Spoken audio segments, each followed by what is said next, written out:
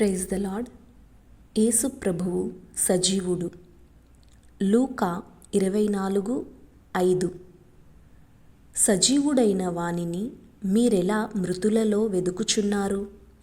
ఆయన ఇక్కడ లేడు, ఆయన లేచియున్నాడు. ప్రకటన 1:18. మన ప్రభువైన యేసు సజీవుడు. నేను మొదటివాడను, కడపటివాడను, జీవించువాడను, మృతుడనైతిని కాని ఇదిగో యుగయుగములు సజీవుడనై ఉన్నాను అని ప్రభువు సెలవిచ్చెను. జీవితకాలమంతయు మరణ భయము చేత దాస్యమునకు లోబడిన మనలను విడిపించుటకు యేసుక్రీస్తు రక్తమాంసములు గలవానిగాను, జన్మ కర్మ పాపములు లేనివాడుగాను ఈ లోకములో అవతరించి మరణము యొక్క బలము కలవానిని అనగా అపవాదిని తన శిలువ మరణము ద్వారా జయించెను. మరణమా, నీ విజయమెక్కడా? నీ ముల్లెక్కడా? మరణపు ముల్లైన పాపము శిలువలో క్రీస్తు శరీరములో విరిగిపోయెను. విజయమందు మరణము మ్రింగివేయబడెను.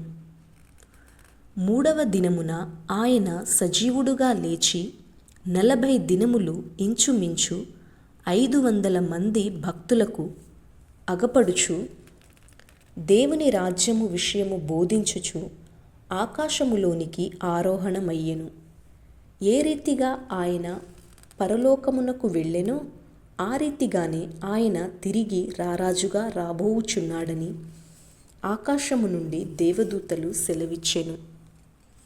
అయినను సజీవుడైన క్రీస్తును నేడు అనేకులు సమాధులలోను విగ్రహములలోను వెదుకుచు చనిపోయిన మనుష్యులైన బుద్ధుడు, బాబాలతో, గాంధీజీ వంటి మహాత్ముల అనబడిన వారితో సమానము చేయుట ఎంత విచారకరము!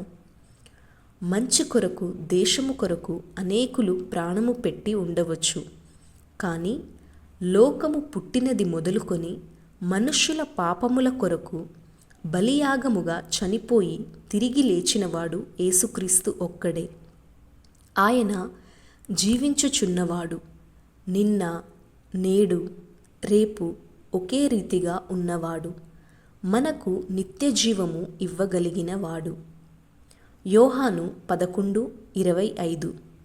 నేనే పునరుద్ధానమును జీవమును, నాయందు విశ్వాసముంచినవాడు ఎన్నడునూ చనిపోడు అన్న యేసయ్య మాటలు నమ్మి ఆయన యందు విశ్వాసముంచి యుగయుగములు ఆయనతో జీవించుడము గాక.